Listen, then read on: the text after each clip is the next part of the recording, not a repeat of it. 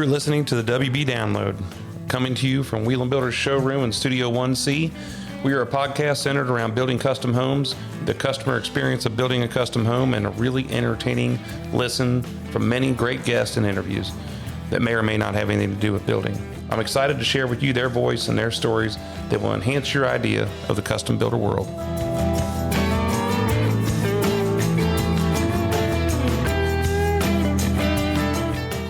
All right. Well, hello again, everybody. This is Jeff Whelan, president of Whelan Builders, here on this Tuesday, May 9th on the WB Download. Thanks for listening.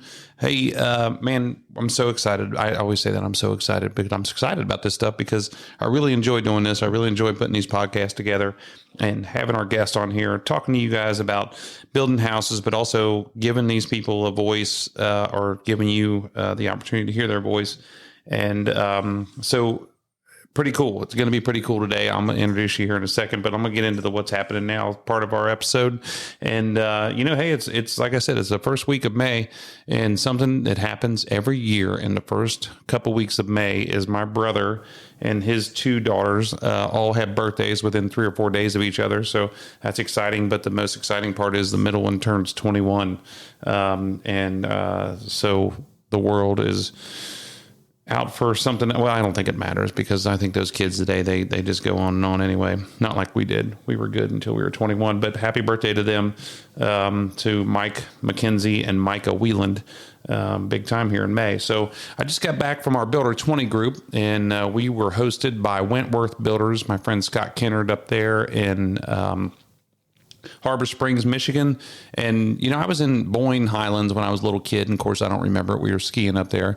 But this opportunity to go up there and see Harbor Springs and to see what he does. I've known about him. I've heard about him. I've known him for 8 or 9 years now. And just this first time I got to see what he does. And it is the coolest thing ever. One of the highest quality builders I've ever seen in my entire life. If I look at somebody who I want to be more like in the building world, that is what I want to do. I want to build like that. And man, it was amazing. And it was so amazing that I took back 3 or 4 pages of notes. And what this Builder 20 group is it's I think there's 16 of us, 17 of us. Some of us have partners, and we all go to the meeting together. We meet twice a year. We have builders from all across the United States and Michigan, Park City, Utah, Washington. A handful of guys. There's 4 of us in Texas, North Carolina, Indiana. We've got them covered. And for those of you guys I missed, I'm just in Memphis, Tennessee. That's a good one. I'm not trying to leave you out. Iowa, everywhere. So what we do is we act like each other's board of directors, and we tell each other everything. Everybody knows everything about our books, about our business, what's working, what's failing. And we help each other. And it's one of the greatest things I've done in business to help me and to help this company thrive and to learn from other builders and to learn quality and to learn business practices and good camaraderie and friendship with these guys. It's a tough business. It's tough to run this business. It's tough to think about this stuff all the time, and you need people who are in the same position as you to learn from. I've learned that through the Home Builders Association. This group is through the National Association of Home Builders, and I learned it from being in this business literally all my life. That this is how you get along. So it was great. It was a great trip, man.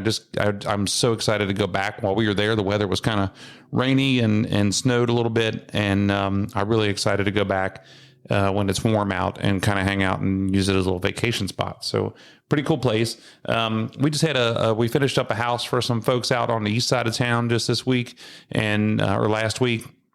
A beautiful home. And we met these people in Home Rama 2021, and we built their house in the same neighborhood in 2021, and they were so nice and it's just been such a great relationship, and the house turned out awesome. So we just can't thank them enough and let our customers at this point, let them know how grateful we are for them, and we wouldn't be here without our customers. So I'm really excited about that. We had a really good conversation when I got back into town on Wednesday with them, and just to see their gleam is what makes me want to keep on doing this.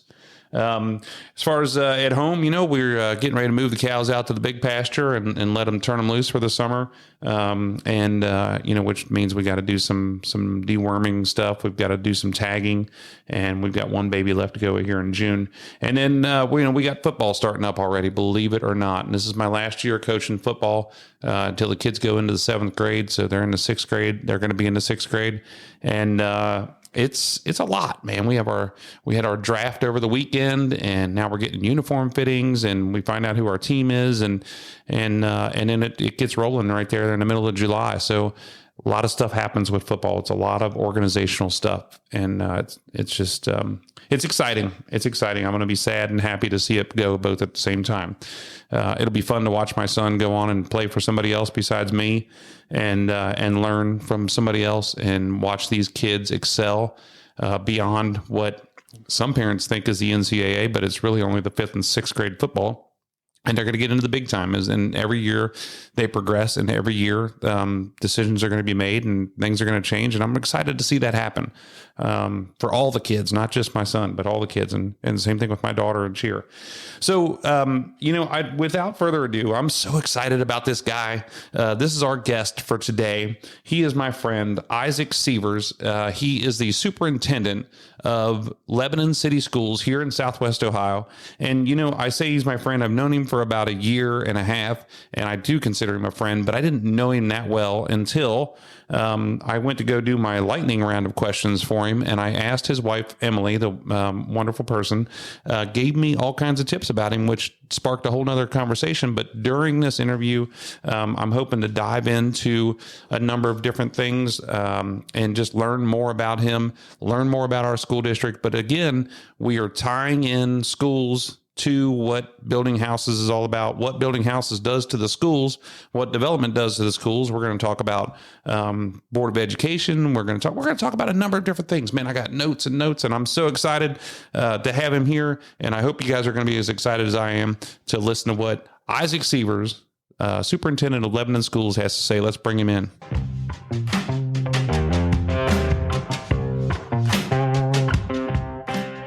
Isaac Seevers, welcome to WB Download. Thanks for having me. I'm excited to be a part of this today. I am too, man. You're a good guy. I don't know much about you, so you could turn into be some kind of crazy person, and I would never know it. And I would just be there are no skeletons in my closet, man. Want me to vouch for you, and I'm like, yeah, whatever. So, hey, we know each other because our kids play the same sports. We coached against each other. We've been friends. We live in Lebanon. My kids go to Lebanon, and I always talk to people about when we do this podcast. And I have certain people on here. I don't care who comes on here because I think it's great. I do. You're special. But I mean, they don't have to be with building, And yeah. So I try and relate everything back. We had our pastor on a couple of weeks ago, and it's like, what does being a pastor have to do with building houses? And we talked about a number of different things, and you can relate. So when I have you on here, for one, I think you're an interesting person. I think you're a great person, and I really am excited about having you here and excited about being your friend. But for two, I think that we can relate a couple things for as development and as far as building houses and things like that located going back to the school district, yeah, and how the school district affects that. So let's talk about what a superintendent has to do with building houses. Probably not a lot. We have superintendents, but I think that I want to find out. I'm going to jump ahead of the game. I want to find out a little bit about you. I have some secret questions at the end of this gig here that I got from your wife. Oh no! And I learned more about you in like a little blurb on a message back to me, and I was like, no kidding. I mean, this is pretty cool. But I'm not going to get into that right now. Oh man! So where'd you grow up at? Tell me a little bit about yourself. I grew up in southeastern Ohio. I was born and raised in southeastern Ohio in Athens County. So grew up in a really, what I would consider an impoverished area now. Looking back on it, I didn't realize that at the time. Spent 10 years of my life in Gloucester, Ohio. So Gloucester. Where's that at? Gloucester is... it's where Burr Oak State Park is. It's really rural, the foothills of the Appalachian Mountains. It was a community that, and a part of the state that was really thriving back in the 50s and 60s. And the coal mines were really strong there. And as the coal mines closed up and moved out, a lot of the people stayed. It was their home. It was their heritage, but the jobs and things kind of left with them. And so, as I was growing up in the 80s and in the early 90s in that community, really began to see sort of of the shift in demographics and things there. My dad's a minister, so Yeah. we grew up as a preacher's kid.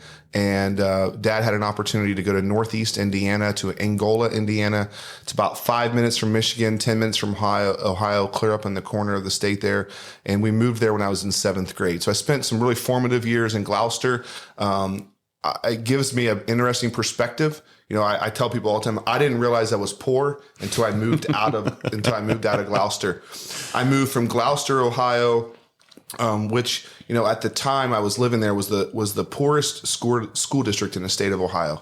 The property value was the lowest school district in the state of Ohio, which kind of shapes a little bit about how I lead school districts and things now, looking back at that. And I moved to Angola, Indiana, which is a resort community, 101 lakes in our county. People would vacation there out of the cities, and they would come from Chicago and Detroit and Fort Wayne and Indianapolis, and they had lake homes. And I realized then, there are real houses, and there are big houses, and so both of those perspectives for me kind of shape a little bit who I am. So that's my formative years, and I graduated from Angola High School, and then I went to Anderson University, which is just north of Indianapolis. Played college football there, studied to be a math teacher. And that's where I met my wife, my better half, and she was a track and cross country runner. And so that's kind of how we got together and how I got to the place of being in education. And some interesting kind of things along the way that shaped who I am, and maybe touch base on this a little bit as we go through that today. I mean, the behind the story is always more interesting than the face story, and finding out how you got there. So was your dad, he was solely a pastor, or did he have another job? Yeah, he was purely, and still is, he just retired, officially retired, but then, when it's in your system, when it's in your blood like that, right? He doesn't know what else to do. Right. And so he just took a little country church out by Hillsboro. And so his retirement job will be a minister again. Right. And so that's all he's ever done.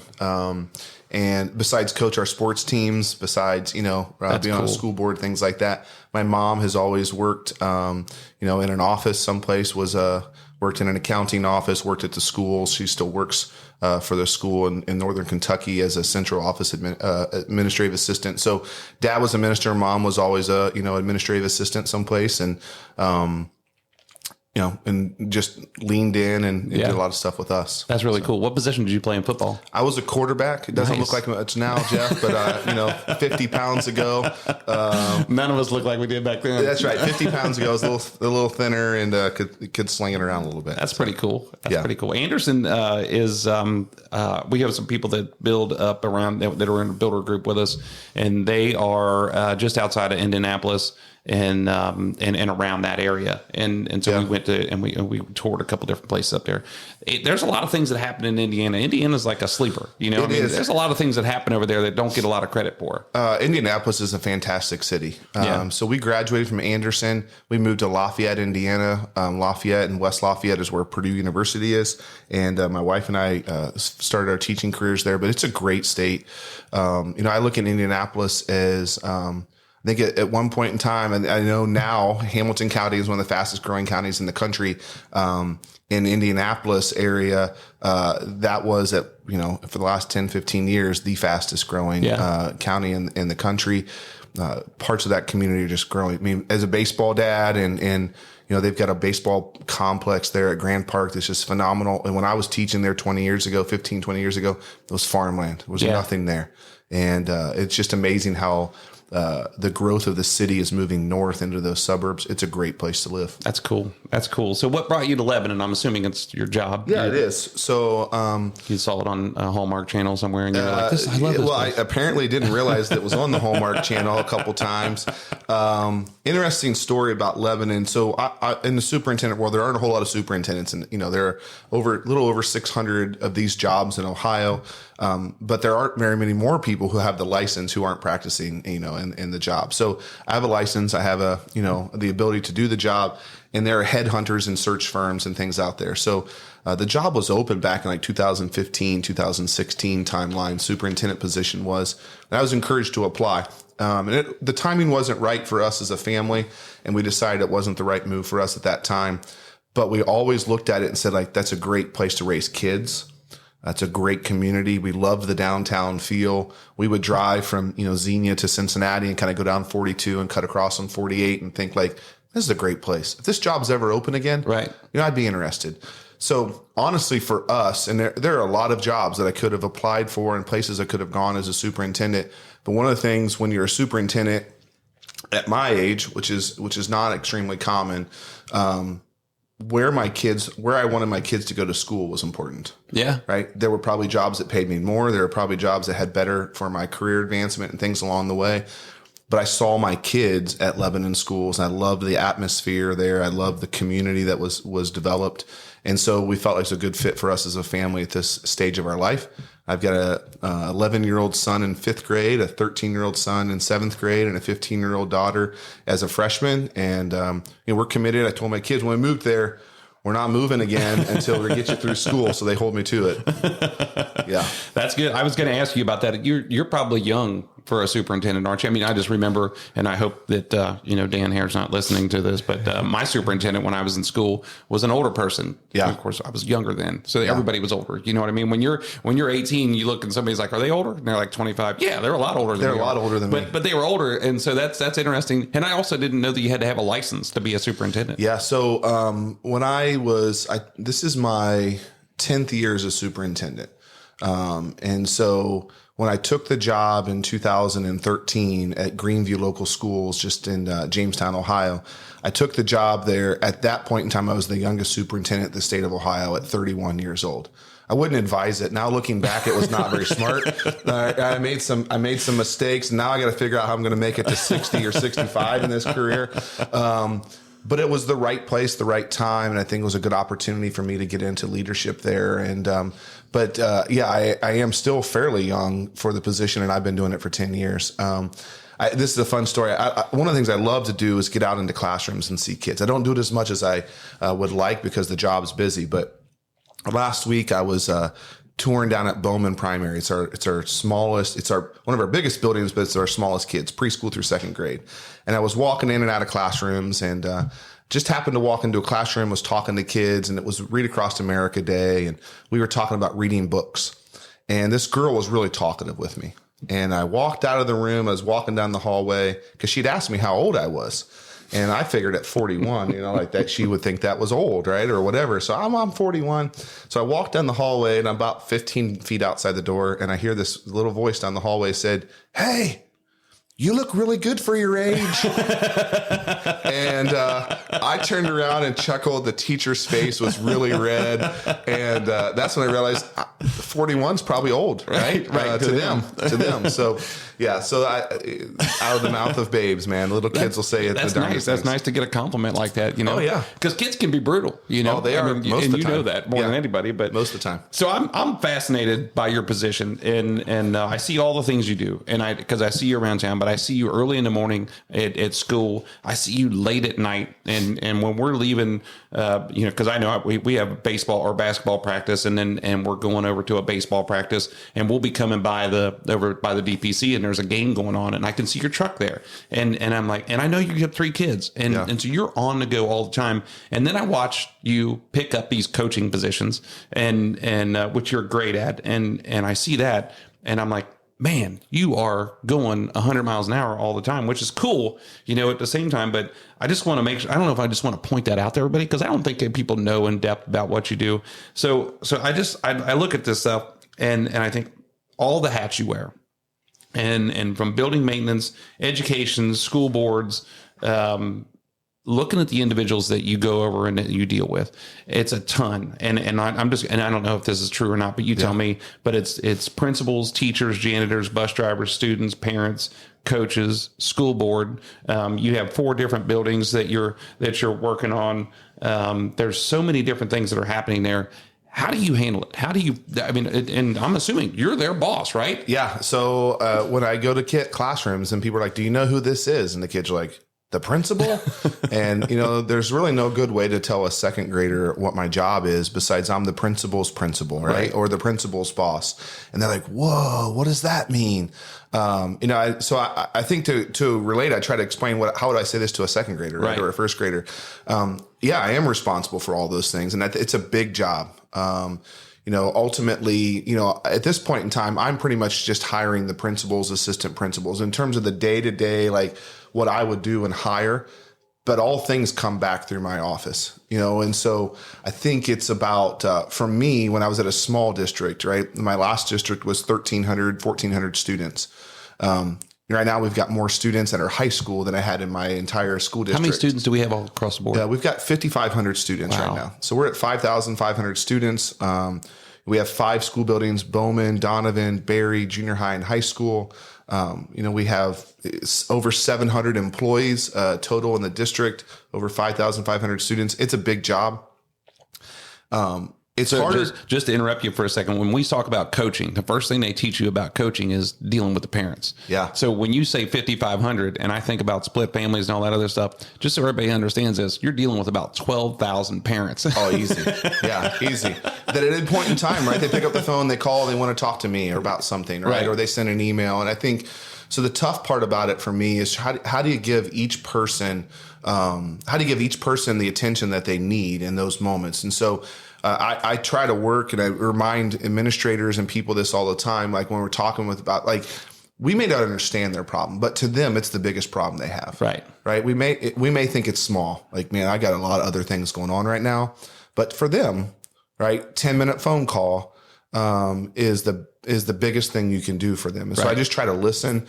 We have a 5-member school board they're my boss, right?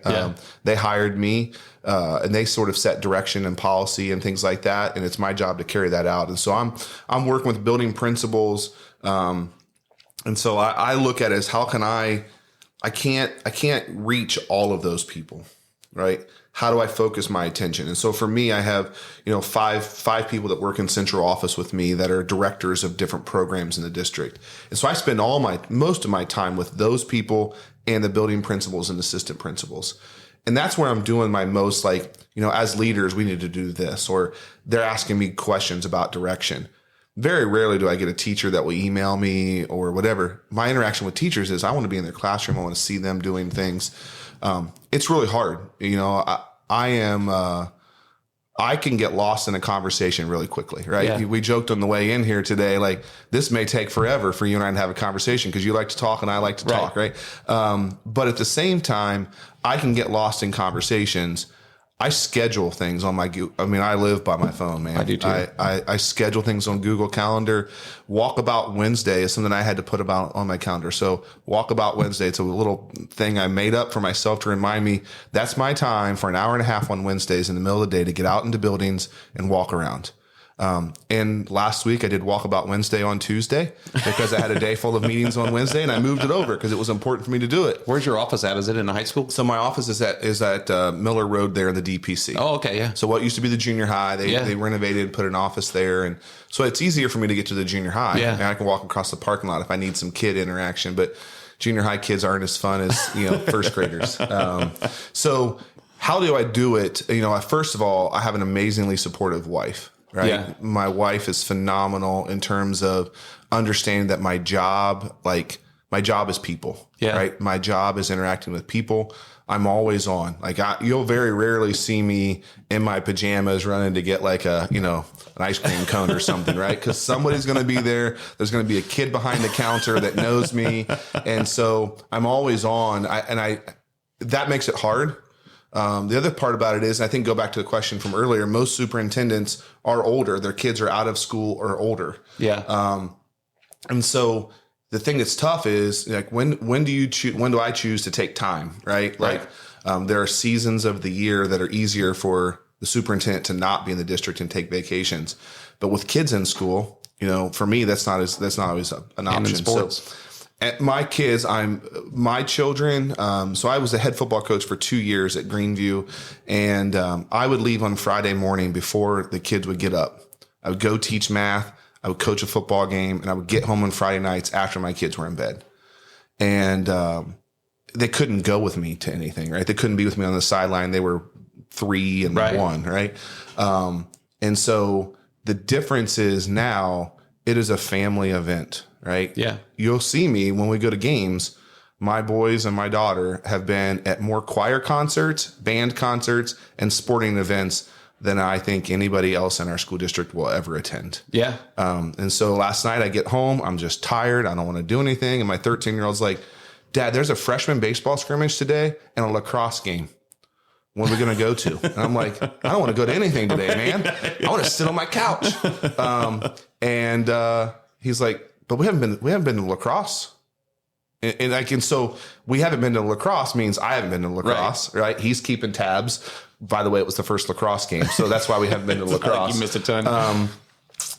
But that I take my kids with me. So you will very rarely see me by myself. My wife, my kids go with me, which I think in Lebanon has been an asset because my family is invested. People see us invested. It's tiring though. Yeah. I can imagine. I drink a lot of coffee. I can imagine. I can't imagine actually. I mean, I'm trying to look at this and that's why I keep talking about, and my next question was, how do you deal with stress? And it's like, are you bringing, cause Barry's an old school and I'm like, are you bringing the smoking lounge back to Barry? I mean, I always talk about that. And even when I was coaching and as referees cause I yell all, how it is. I mean, I yell all the time and I'm not yelling at the kids. I'm just yelling, keeping everybody fired up. And those referees come over to me and they're like, man, you need to calm down. I'm like, you think anybody mind if I smoked over here? I don't smoke, but I mean, like, you think so how do you deal with stress? I mean, if you don't have any time to yourself, you don't take a lot of time to yourself. You're on the go all the time. Yeah. But I think that you do have an amazing support staff with your wife and your kids and family and everybody. So I think that's probably one of the things that I have not done a great job of at different seasons in my life, right? What is it for me?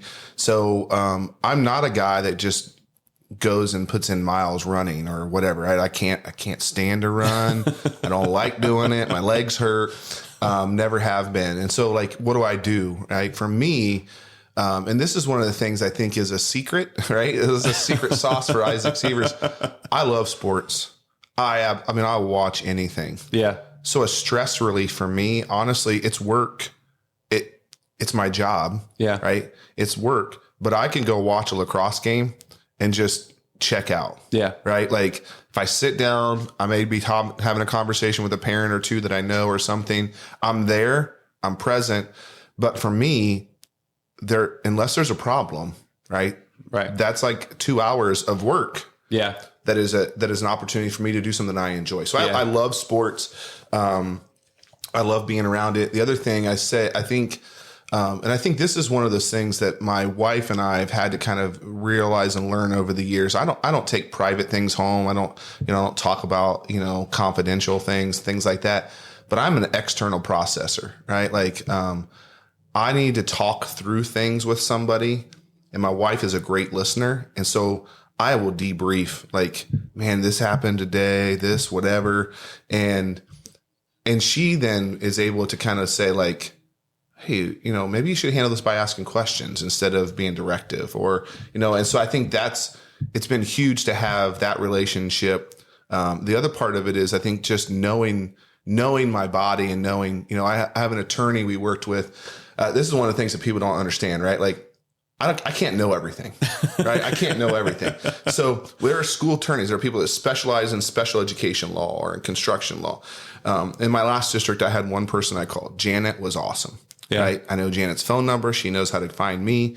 Janet will always ask me before we talk business, how you doing? What's going on?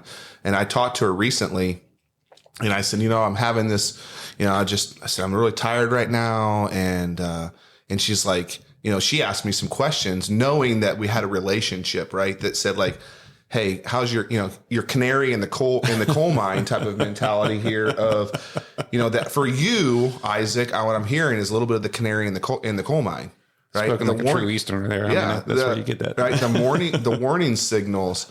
And so I think for me, stress is something that I feel more physically than emotionally and mentally. And so when that happens, I'll take a day. Yeah. Right? Like for me, stress becomes I need to unplug. I'm an extrovert, right? You take all the personality inventories. I'm an extrovert. I thrive off of a room full of people. Maturity in me is realizing that at this point in time, even as an extrovert, there are days that I need to completely just unplug. Yeah. Binge watch some show on Netflix for a couple hours. And so I don't do a great job of being preventative with it.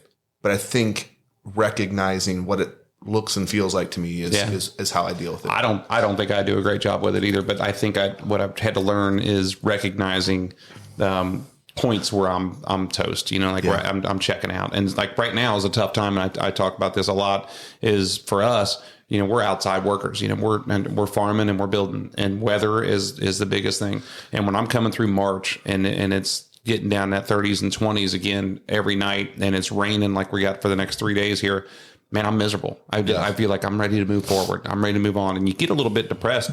And one of the things we talk about here is a lot of times when we're talking about getting help, because we want people to say, hey, you need help. I mean, you cannot do this on your own, because people look at me all the time and they expect the same thing.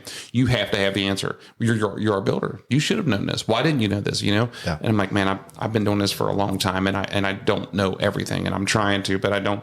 So we have therapists, we have our pastors at our church, a priest at our church. We have business coaches. We have builder groups that we're in, and we try and get access to that to try and help us. And sometimes just by talking about things through other people, it relieves that stress for us, or for me. And I hope that it does the same thing for everybody. I mean, I'll be honest about our, men don't do this very well. Right. I think men don't do this very well. My wife talks about like she's fortunate to have a husband that will tell her everything like this, because I lean on her. But I think more so than anything, it's also recognizing this. This is one of those things that this past year Lebanon schools stayed open during the pandemic, except for that initial shutdown. We've been in school, just like Lakota, just like most places in this area here. We stayed open, and so. It's hard for us to kind of realize like, oh, there's not a COVID impact of what's going on, right? There isn't this. There is. Yeah. Like we're seeing increases in behaviors. We're seeing increases in all these things. And it's slowly crept up on us. And now it's kind of like, boom, big. So yesterday, I think part of it is like, I went to a building yesterday and I sat down with the principal and assistant principal in their office. And I was going to go get my chicken wings or something at lunch, right? Like it just happened to be close by. And I said, hey, how you doing? Like, I'm doing all right. I'm like, no, really. Like, I need you to seriously tell me what's going on. And they both just kind of like, we spent 30, 40 minutes together talking. And I said, I'm going to go get my computer. I'm going to go pick up my lunch. I'm going to come back here and work this afternoon. And for me, that's what servant leadership looks like, right? People ask a lot, like, what type of leader are you? I'm one who's willing to get in there and roll my sleeves up, which is why I coach sports, which is why I hang around and go to buildings, is because I want to be in the action. Yeah. You can be a superintendent and never go to buildings, and people think you're great at it. And they are, right? They do a different job. I never want to be a superintendent that travels and is speaking on speaking tours. Right. I want to be a superintendent who's in buildings. Yeah. You can do. I think that builders think this. There's a lot of builders that think you can do the same thing building houses. You can be a builder and never go to a job site. And we're old school, never been like that. But I do the same thing. I have this tendency to walk by people and say, "Hey, how you doing?" And then you have to, if you really are concerned about them, you have to stop and come back and say, seriously, let's talk about it. How are you doing? And dig into it. And it gives that chance to open up for that conversation. And I think that's important for everybody. So talking about stress, let's talk about school funding. And so how, I remember having a conversation with the state representative years ago, Tom Rega, and we were talking about how schools are funded from the state. And it's kind of a messed up way that they fund you. And he's like, well, it's pretty simple, and I'm like, that sucks. Whatever it was, it sucked at that point in time. So how does the funding work for Lebanon schools? So it's an interesting time to ask this question, right? There's a lot of stuff happening in the state of Ohio around this topic right now. So I think for me, I want to go back to just for my background and what I said earlier that shapes a little bit of how I lead. I grew up in southeastern Ohio in Trimble Local Schools, which at the time was the poorest school district in the state of Ohio.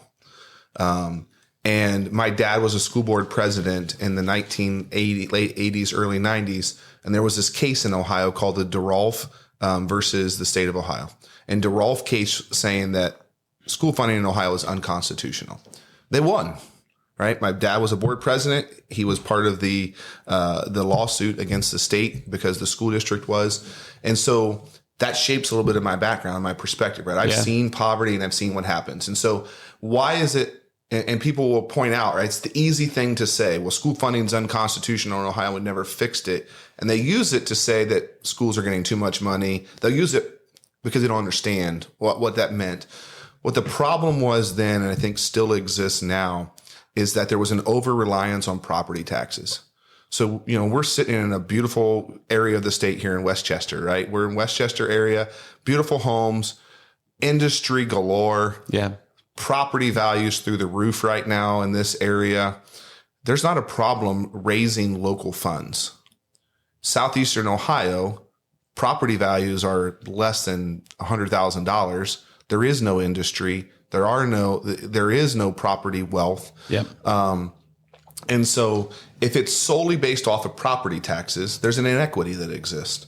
And so what happened was you start to see the state responding to things and saying, okay, like Westchesters and Lebanons of the world, Masons, you guys locally can support and fundraise, right?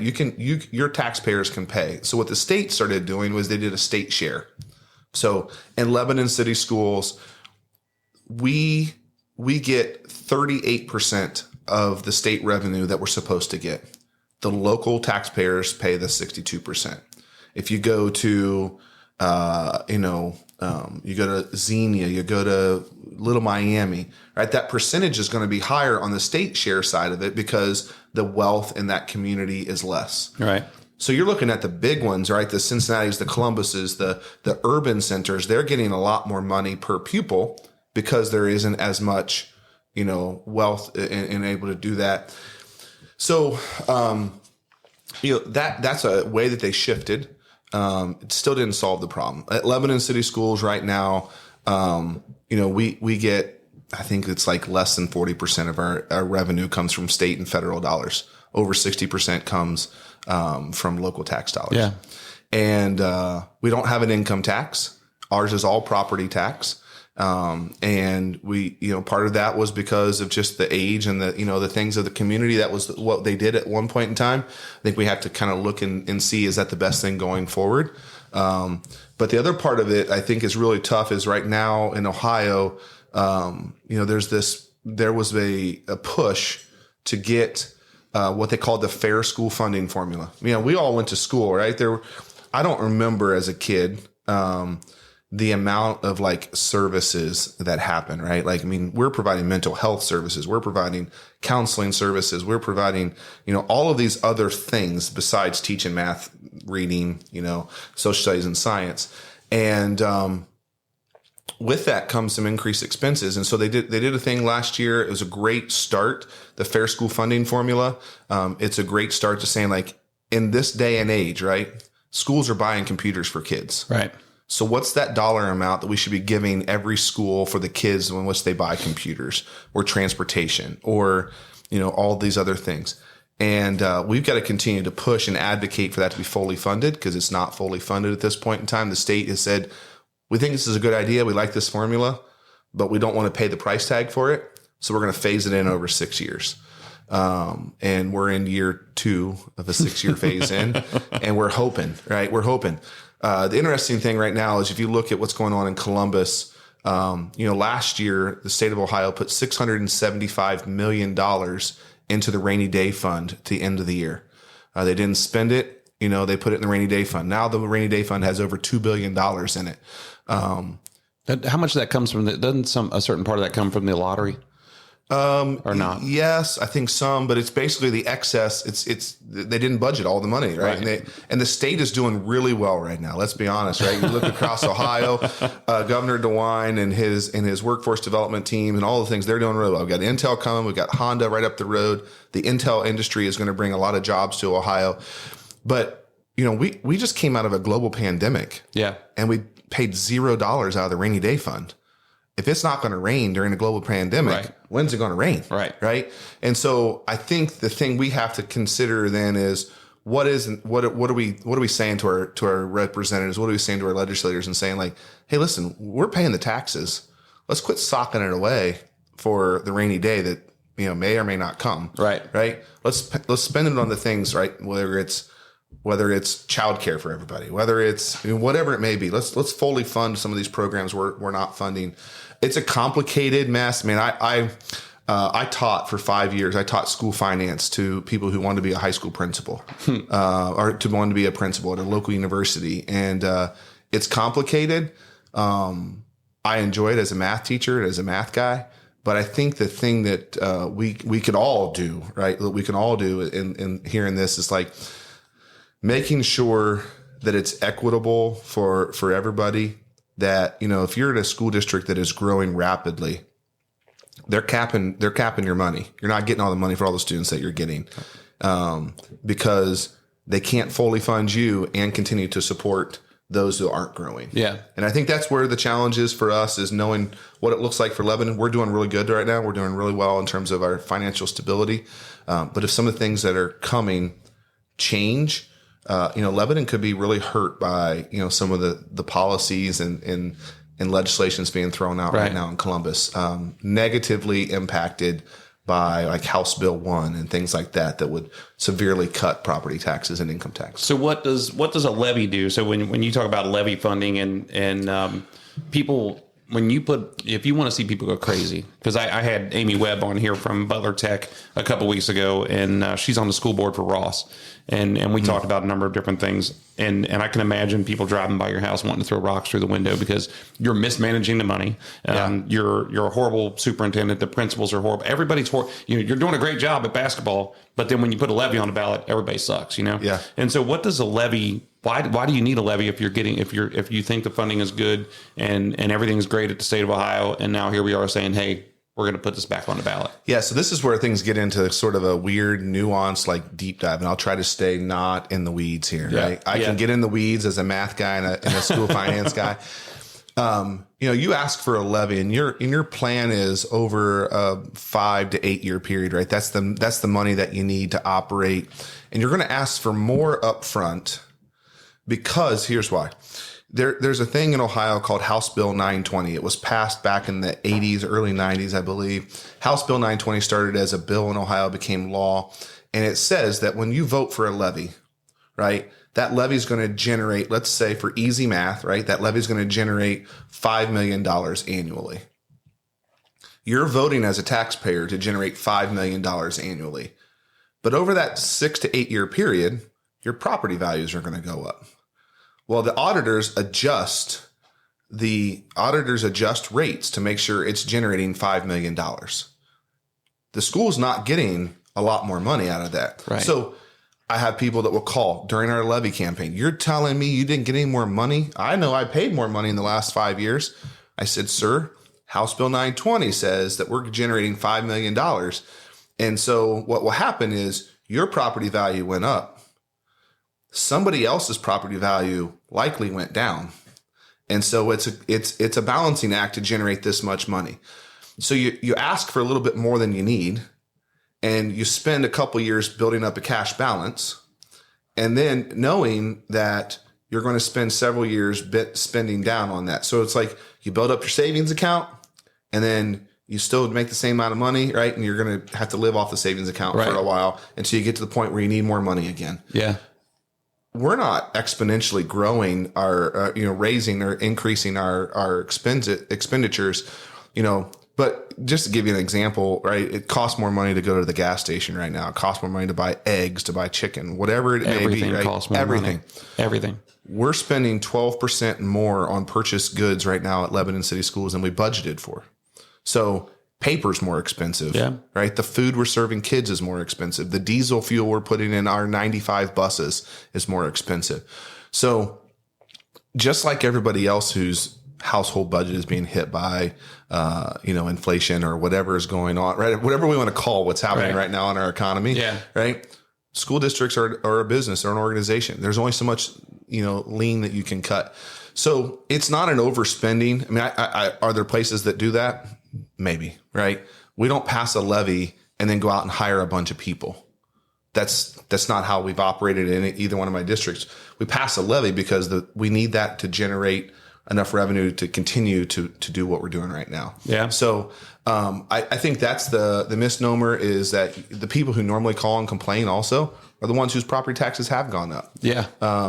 You don't ever get a call from somebody saying, "Hey, my property taxes went down. Do you need me to pay more money what's this going week? on, man? My taxes went down. I feel a little bad for you." No, we're not getting that call, Jeff. I wonder what that algorithm looks like that accounts for new development, families moving out of the district, families moving into the district, and you have an old couple that moved out of the district, and the people who bought that house have 5 kids. Yeah. And so they're moving into and so there's another couple who have moved out of the district and they had whatever kid, and just that algorithm, like you're talking about, the up and down, and whoever figured this stuff out is got to be some kind of master statistician, mathematics teacher or something. So there are obviously opportunities for people who have lived in a home. So if you've bought a home, let's say your parents bought a home, they raised you in it, right? They're still living in it.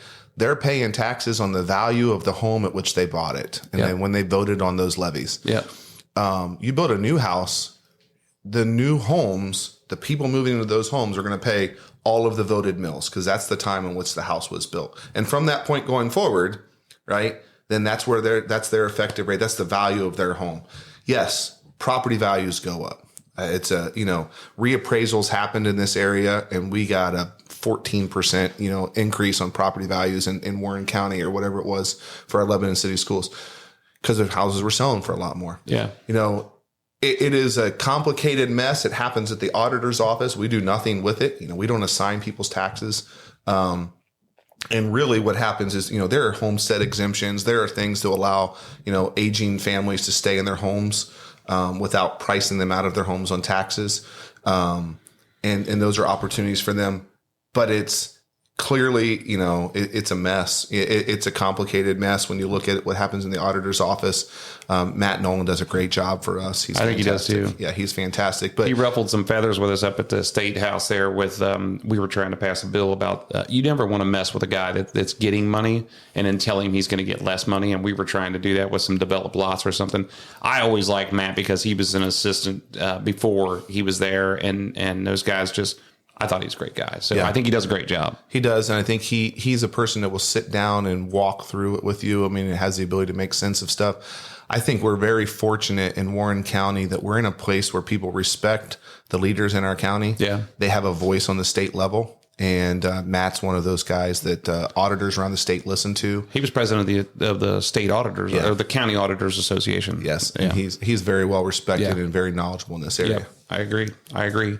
So I'll say this, that building houses and when people look at a place to build and they look at location. In that location, it's not just how pretty the lot is. It's about the school district. Yeah. And I don't care if you're retired or not, because if you're retired and you're moving to this place, you need resale value. And the school district is what holds the value, I think, for the most part. And I went through an era when I was president of the Home Builders Association in 2005, and just about around that time, Little Miami was struggling hard, and Springboro was struggling hard. Springboro, I think, had a school built that they couldn't get the administrative funds for. So they had the money to build the school, but couldn't get the money to operate it. And Little Miami had none of it. I mean, they couldn't operate it, and they couldn't build a school. They had trailers sitting out back that they were teaching taking kids them over. In. Yeah. Oh yeah, it was unbelievable. And people are going, and at the time, one of the county commissioners had a bigger campaign against the levy than there was a campaign for the levy. So we're trying to say, hey, we need this levy. Little Miami needs this levy, and I don't even live in a school. I think I might have lived in a school district at that time, but I didn't have any kids or anything. And you just don't realize how important the levies are and the funding for these schools are to keep it going for your kids, for the sake of your property value. So do you feel like some of that weight is on your shoulders as far as Lebanon? Absolutely. Yeah. So I think the weight is on your shoulders. So interesting things of, yes. I mean, I think the treasurer and the superintendent, part of the job, right, is understanding, navigating when to go ask, making sure we have the right amount of money to get us through some of those challenging times. And then really just, my job in this is, I don't want to end up in jail, right? I can't advocate for a levy. I'm not legally allowed to go out as a superintendent and say, vote for this levy. Right. My job is to present facts and make the case for it based off of what's going on. And so when we do that, right, like there's a tough balance there of not advocating for something, but making the case for it to be the case. So yeah, there's a pressure. I mean, last year's levy, the levy we did in November, which was a substitution levy for some emergency money, it was work. I mean, it was our focus for multiple months in terms of why, what's it going toward, how does it work, educating, meeting with community members. I had coffee at Coffee Caravan. Sometimes there was 2 people there. Yep. Sometimes there was nobody there. Yeah. But I got to make myself available in case they want those questions. And so I take that aspect of it very seriously, and realizing it is my job, because that's where I get into, like, principals have to run a building. Yeah. They shouldn't have to worry about district level responsibilities, right? Teachers need to teach a classroom. They shouldn't have to worry about building responsibilities. And so my job is sort of the gatekeeper, right? I want to be the guy that takes some of the stuff that allows educators to do their job. Yeah. And that's one of them. That's a cool transition, and about what I was getting ready to talk about. We talk about around here a lot about building these unbelievable houses and these homes for people. And when I grow up into this business, I think about, slinging dirt and tossing 2x4s, and that's what building is. But when you look at it, there's a business to be ran. And I'm going to do a podcast on all the things I never thought I would have to worry about. Yeah. HR. And so when I look at you, because the main thing I think about this is I saw the roof going on the high school building, and I called you up, or I sent you a text message and just said, hey, it seems like this is going on forever. Do you need, I said, I'm not stepping on your toes. I do this for a living. And if you need some help, I can help. I can come up there and meet with you guys or whatever. And you had it planned out. I mean, this is another thing that amazes me about you. You already had it planned out, but there is the educational part of it. There is the administrative part of it. There's the building maintenance part of it. So you're not just a superintendent that is just like sitting in this office and going, go here, go here, go here, and watching these kids over these kids. You've got so much more that goes on in your day to run this deal. And I think that's really cool. How do you handle that? Because I'll tell you this. When I had my pastor in here the other day, and we talk about this a lot. He and I go to lunch at least once a month, and we talk about what it is to be a pastor, and he's like, yeah, he goes, I figured when I first got started, I'd marry him and I'd bury him, and this and that. And he goes, but then there's so much more to the business side of it. He has a building to run. He has a business to marketing to get people in the door. There's a whole nother side of it. And I feel like that's probably a lot the way you look at it. Yeah. So I sit in conversations a lot, and I'll be I'll be in a room with engineers or architects. And my favorite thing to say is that, listen, I'm just a math teacher, right? I'm just a math teacher. That's what I kind of say to them. Like, I went to school to teach math. And so I will say I've been fortunate and also unfortunate, but I've been fortunate enough to be in a position early in my career where I had some really good, legal advice and really good mentors along the way that help with some things. I also had some problems, and so HVAC is one of those things. It's a bane of my existence, right? Like, I think it is everybody, but you think about this, like we talked about this yesterday with our business manager. So we have people who specialize in certain things. When I got to Lebanon, the treasurer and the superintendent were handling business and operations. Now, for a district, what does that mean? That means buses running, food being served, maintenance on parking lots, roofs, buildings. They were splitting those things between the treasurer and the superintendent. And quite honestly, it's not possible in a district this size. Now, my last district, I didn't have an HR director. I didn't have a business manager. I was the business manager. I was the HR director. I hired them and fired them and, did everything. So we hired a business manager last year who was a high school principal. Scott Butler, and he came out of the high school principal, great math mind, really business oriented in terms of a lot of the details of stuff. But the conversations shifted to was like, it's a huge learning curve, right? For 10 years, I've sat in conversations with architects and engineers on HVAC problems. Yeah. I'm going to use that for my example right now. Yeah.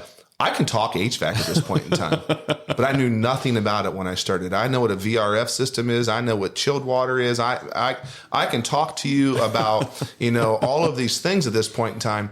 We talked about it yesterday. I think we have over 900,000 square feet of roof in our district. Man, it's like what they say, like, I don't know, like 80 acres or something stupid like that. Right. I mean, I shouldn't have said you're something a math stupid teacher like that, right? You're a math teacher. Right? Don't throw those numbers out there. Yeah, so I'm pretty sure the conversation yesterday was people don't have any idea how much land and buildings we manage. Right. And so when you get an issue like HVAC and it's not working, right? And you go to Barry Gym and you're coaching on a Saturday morning, it's freezing cold in there. It is. Well, the system's running. We just can't get air to the floor. And we've been working on it for a year. And I got to sit in a meeting, and I transition out of a meeting. You know, my administrative assistant, she's phenomenal. So besides my wife, who debriefs and listens to me at the end of the day, I have a great administrative assistant who tells me where to go and what to do on a regular basis, right? Yeah. Hey, it's time to go. You got to wrap it up, whatever.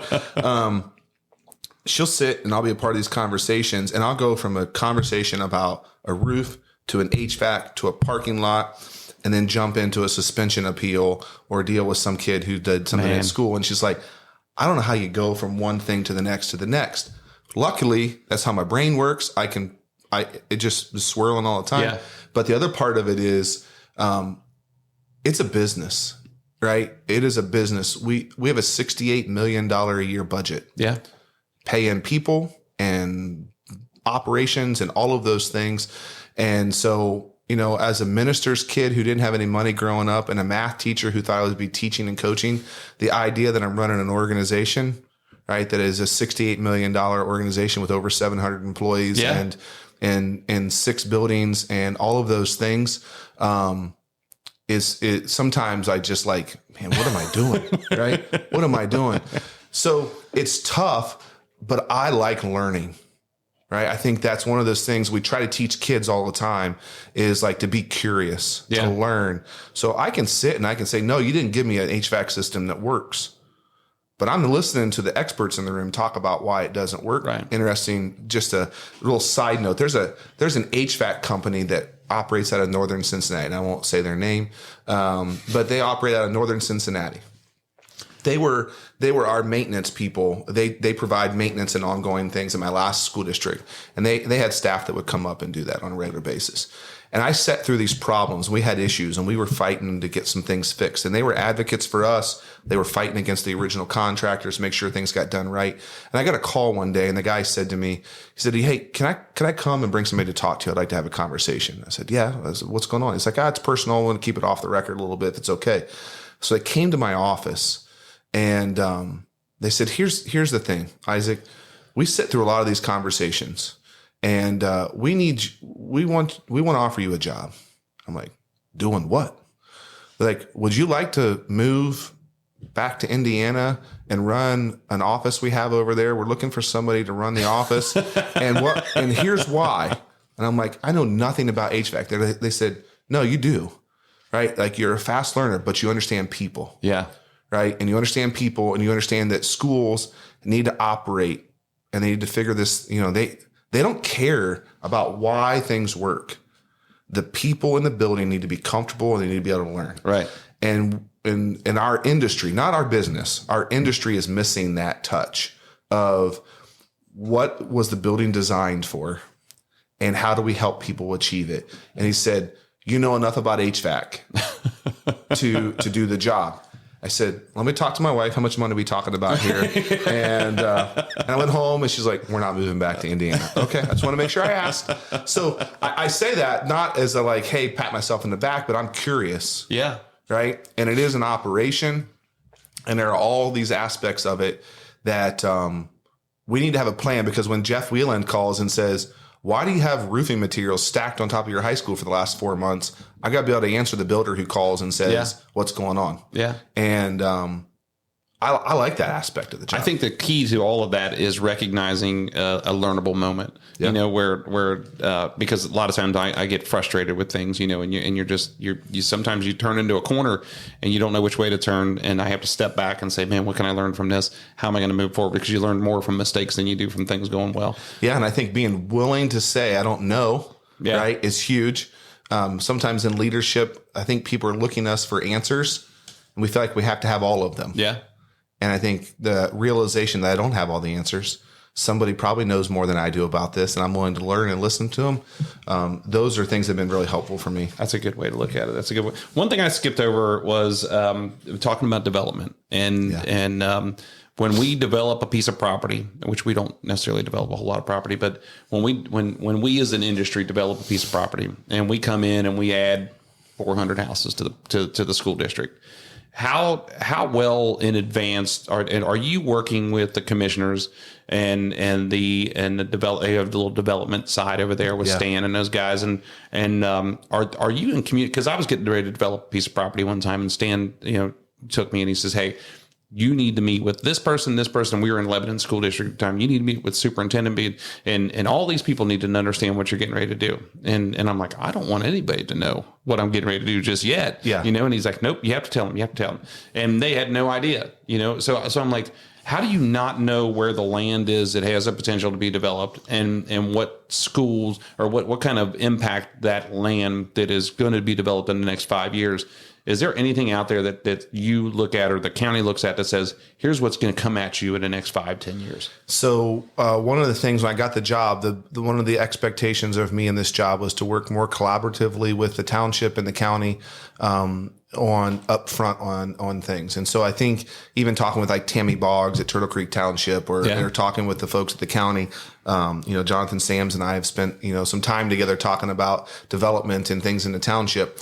What a great dude. He's a great man. Great guy. He's a great man, very knowledgeable, great advocate and resource for us. But, they want us to be more proactive. Yeah. But here's the problem.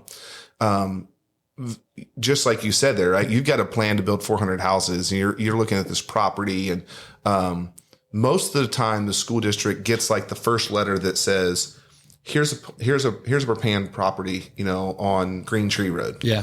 Right. We want to take this old golf course. We want to turn it into a housing development, right? We take this old golf course, we want to turn it into housing development. With any luck, right? So, there are places. My first month on the job, I got notified that, and they wanted me to respond as the superintendent to a development that was going to be happening on Green Tree Road, and it was going to be over 350 houses or something across the street from, on the trails side of the road there. It still hasn't happened yet. That fell through. But too expensive. I looked at the plan, right? I looked at the plan. I don't know what I'm looking at, right? All I look at is how many houses are going to be built. And so when they say we want you to be a part of the process, there's really not much we can do to be a part of the process, except to say like, hey, I want to make sure you understand that 350 houses built in this neighborhood here likely means 350 families. Right. These aren't patio homes. These aren't retirement villas. This is 350 families and an average of 0.7 kids per house right now in our school district. So out of this residential neighborhood, we're getting 280 kids. Yeah. Right. That's 4 buses. That's 4 school buses going to that neighborhood. Like that's where my involvement is like, I'm going to have to add 4 buses to this neighborhood. That's going to be an increase of 10 to 20 kids per grade level, whatever the number may be. Right. And so when we have the ability, I've sat down with the Turtle Creek Township folks, I've sat down with the zoning commission, and here's what I say to them a lot. I know I can't stop this, right? I want to be able to work with you. I want to understand how it's going to happen. And all I'm asking the township is to do is please don't approve variances beyond your normal things. Right. Now, as a builder, who's building custom homes, that may not be a problem. If you're a builder who's trying to get as many homes in that community as possible, why do I care about the size of the house or the land that they have? For me, it's just about density. Yeah. Right. We expect, based off of the number of developments who have already got plots and plans done, right, that we have gone through, whether that is out on 63, the Creekside development there on 63 is over 1,200 units, I think, something like that, between the patio homes, the apartments, the homes. We think we're going to grow by 1,000 students in the next 10 years in our school district. Yeah. We don't have space for 1,000 students. So we need to know what's happening. What's the timeline? I met recently with a builder who may be interested in picking up that 350, home plot out there on Green Tree, but they're also doing some things inside of the Shaker neighborhood already. And they're asking, you just narrowed it down to like 2 people. I know, but that's fine. They're talking to us. There's nothing I can do to stop it, right? As a school district, I can beg and bellyache all I want to do, but what's the conversation? I want to know what the timeline is. Right. Jeff, how long is it going to take you to build 400 houses? I think that's key to it is because if you go talk to Dries or Fisher, they're going to tell you that, and I think this is where the Home Builders Association and the county and the school districts could all work together better, because we could collaborate that data and say that we know that Fisher's building, they're selling 18 to 23 houses a year in Shaker, and that's Shaker, Shaker Trails is that's a huge piece. And so if they're the biggest guys up there and they're the ones that are maxing it out, then that's the max number. And then if I'm a custom guy, I'm building 2 houses, 3 houses a year, in Lebanon. And you can see, I guess that's what I want is for you guys to be able to see it coming or understand that it's coming. And if it's a 400 lot development, like that deal on 63, that's a 30-year development. And the deal out in front of Otterbein out there, that's a 30-year development. Yeah. Those things are going to go on for a long time. And when does it really start picking up to where they start really killing you? I have no idea. Well, I think a year ago we were expecting a lot more than we are now. Right. Right. And so what does it look like for us? We had a conversation, and the best thing that ever happened, the best conversation I had was I went to the developmental office there at the Warren County, and they talked about it. And Jonathan Sam said, like, they showed the map. Yeah. Right. Like this has the potential for 4,000 new homes out here or whatever it is. And the goal was a road off of 63 into the back of Shaker Run neighborhood there. And I was like, oh, I didn't even realize how close that was, right? Like, not from here, not looking at the aerial map, not flying a plane or a balloon over that. Like, it makes a lot more sense now. And as a school district, I want a road off of 63 in the back of Shaker. You know how long it takes to get a school bus? We're the last property over there on the we probably cost you more, just my family does, in that school bus coming out there, because you've got to go all the way else around. On your road, man. Come on. There's nobody else on your road. I know where you live. But that's where you look at it and you say, like, for development and for future, we will have to then make a decision as a district as we grow, right? Are we going to become a bi-location high school like Lakota? Do we need to consider that? Do we need to consider making our high school bigger? We've gone away from neighborhood schools. We had 2 schools we had 3 elementary schools in town and neighborhood schools. 10, 15 years ago, the district went away from that to try to go to, grade level buildings. And in a lot of ways, that's a very efficient model. But at the same time, it's, maybe not an efficient model if you look at transportation and some of those other things. So as we grow, are we going to stay with this model, or do we need to consider other buildings? So I think that's where the partnership has to be better than what it is. Yeah. Right. By the time, let's say you are Dries or Fisher, and you're going to go in and you think you can slap the market's humming, right? You can slap up more than 30 in a year, right? Because this is the location that's growing. Lakota's maxed out, Mason's maxed out, whatever.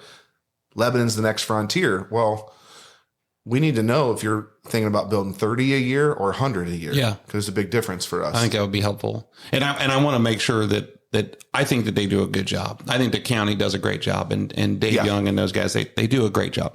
I think that the collaboration and the conversations probably need to be some sort of group that happens. I think about this with a lot of people. I think that all the county fairs in Ohio should get together and meet with each other and talk to each other. And they're like, "You're crazy. Why would you do that?"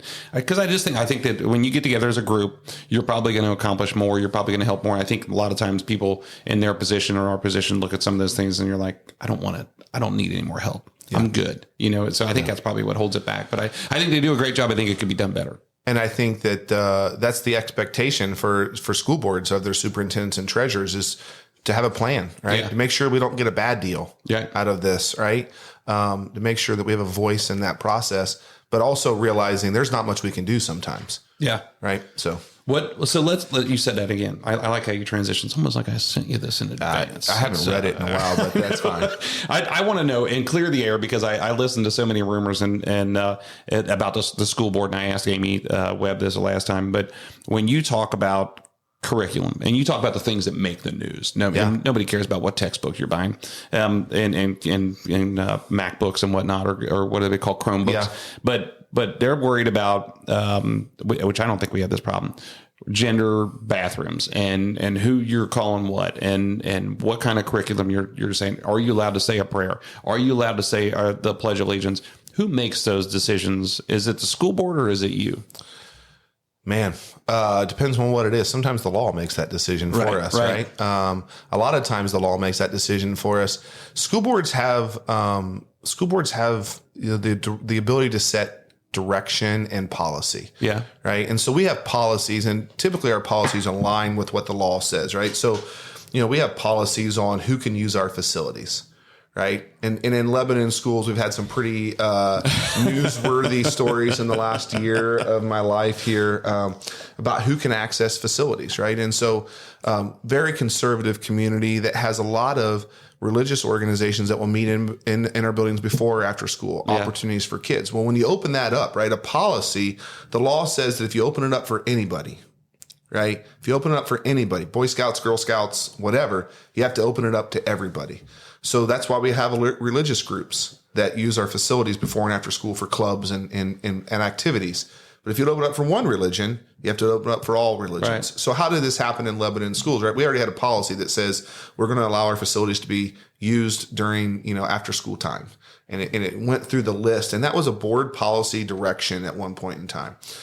So there was no vote that took place when we talked about allowing another group to come in and use our building. The board could have decided at that point in time, we're going to shut down all after school activities because we don't believe that this club that doesn't align with their community values, air quotes, right? Of that, for those of you who are watching online, used air quotes. So they could have said, we're not going to allow anything. And instead they said, we think those opportunities are valuable for kids. So we don't want to take the good ones away as well. And we'll allow this. We have to allow this. So when you talk about curriculum is not, it's reviewed by the board, right? They approve annually a curriculum guide, like what courses are we going to offer. But our board members, and in my experience, that's not the job of the board members. They approve it, but they're relying on me for a recommendation. Right. And so high school principal will say, here are the classes we're offering next year. They send it to me. I look at it. What changes do we have? What do we got to look at here? Whatever. I send it to the board for approval. Board members are supposed to, vote on approving textbooks and those sort of things. But when it gets down to gender expression and bathrooms and all of those things, there's law. Yeah. Right. And you can comply with the law, or the board can take a position and say, we would rather not do this in our community, even though, the law says one thing. As a superintendent, I can't make those decisions without board, you wouldn't want to. I wouldn't want to. You wouldn't want to. Right. Here's my job. My job is to create a safe and inclusive learning environment for all students. Yeah. A safe and inclusive learning environment for all students, whether they look like me, whether they act like me, whether they believe like me. That doesn't matter, because my sole responsibility is to educate kids, right? It's my sole responsibility to educate kids and all kids. Yeah. And so we don't get to turn them away at the door, right? If they don't look, act, or believe like me, right? Yeah. We don't get to turn them away at the door. We don't have St. Isaac. Right. We don't have an admissions policy in that. So they live in our community, they get to come to school. So our job is to create those environments. And I think ultimately this is what my experience in the last 10 years has been as a leader. We treat people like people. I love the t-shirts that Coffee Caravan workers wear, right? Treat people like people. It's a great organization. And I think about students with developmental disabilities. Yeah. Right. Students with developmental disabilities. That is a change. If you think about when we were in school, right, they weren't mainstreamed with all of us, right? There were special schools for kids at certain things. Like, we talk about a safe and inclusive learning environment for all students. That includes students with disabilities. That includes students, that maybe traditionally were not included in the school environment. I love the work that Coffee Caravan's doing, but I love their t-shirts even more. Treat people like people. Yeah. Most times in my experience, when you're respectful and you're open and honest with people about what's going on, right? There are kids doing things in our buildings every day that are there, just want to get an education, And we have been respectfully accommodating and dealing with them along the way. And it doesn't have to be a big position. It doesn't have to be something we throw out there on social media. We treat people like people. We treat them respectfully, and we work to accommodate and provide a safe and inclusive and learning environment. I do think boards, it is getting harder, right? It's getting harder to lead schools. Yeah.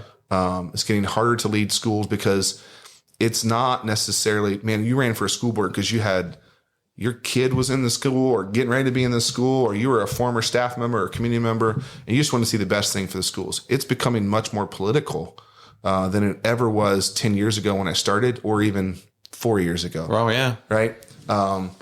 National politics have made their way into local politics. And I don't believe schools are the place for culture wars. I remind people, I grew up in the home of a minister. Right.